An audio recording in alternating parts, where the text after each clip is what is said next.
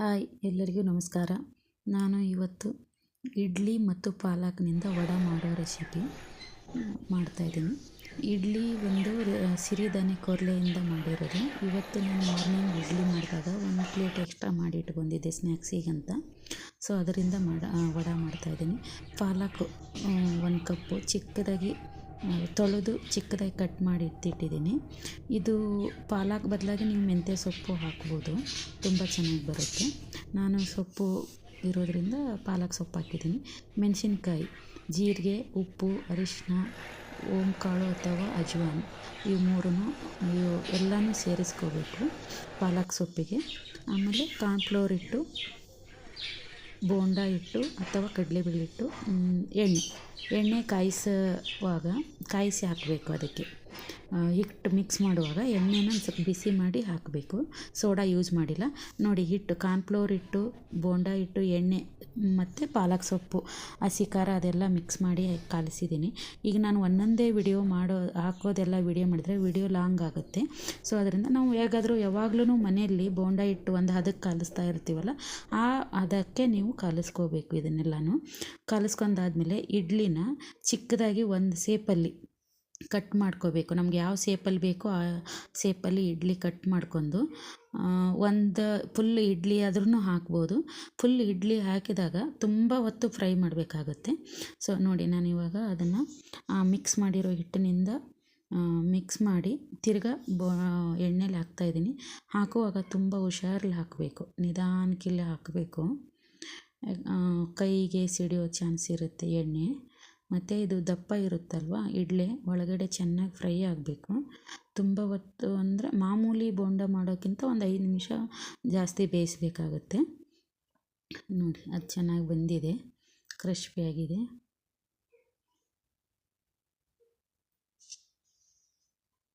ತುಂಬ ಲೈಟಾಗಿ ತಿರುಗಿಸ್ಬೇಕು, ನಿಧಾನಕ್ಕಿಲ್ಲೇ ಮಾಡಬೇಕು. ಯಾಕಂದರೆ ಇದು ದಪ್ಪ ಇರುತ್ತಲ್ವ ಇಡ್ಲಿ, ಟರ್ನ್ ಮಾಡುವಾಗ ಎಣ್ಣೆಲಿ ಸಡನ್ಲಿ ಹಾಕಿದಾಗ ತುಂಬ ಸಿಡಿಯುತ್ತೆ ಎಣ್ಣೆ.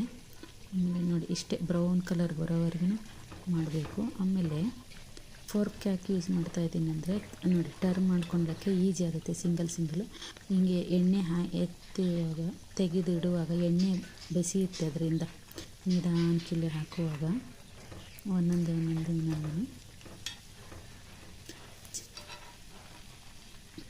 ಬೇಬಿ ಬೋಂಡ ಬಂದ್ಬಿಟ್ಟು ತುಂಬ ತಿನ್ನಲಿಕ್ಕೆ ತುಂಬ ಟೇಸ್ಟಾಗಿರುತ್ತೆ. ಸೈಡಿಗೆ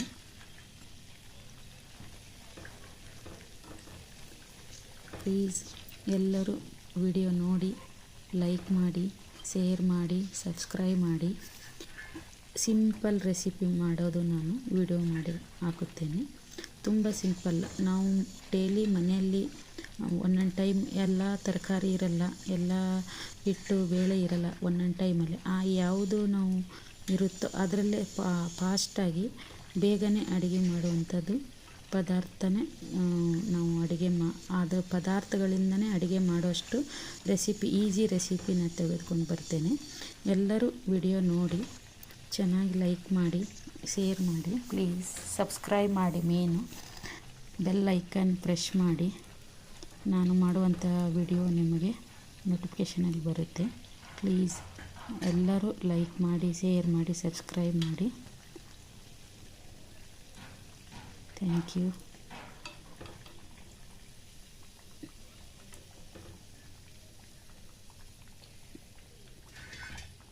ನಾನು ಮನೆಯಲ್ಲಿ ಸಾಯಂಕಾಲ ಆಯಿತು, ಅಡುಗೆ ಮಾಡೋ ಟೈಮ್ಗೆ ಅಡುಗೆ ಆಯಿತು, ಮಾಡುವಾಗ ನಾನು ಸಿಂಪಲ್ ವಿಡಿಯೋ ಮಾಡಿ ಹಾಕುತ್ತೇನೆ. ಪ್ಲೀಸ್ ಎಲ್ಲರೂ ನೋಡಿ, ಮಾಡಿ. ನೀವು ಟೈಮ್ ಮನೇಲಿ ಟ್ರೈ ಮಾಡಿ.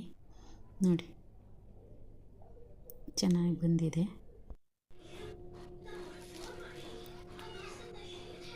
ಸೂಪರ್.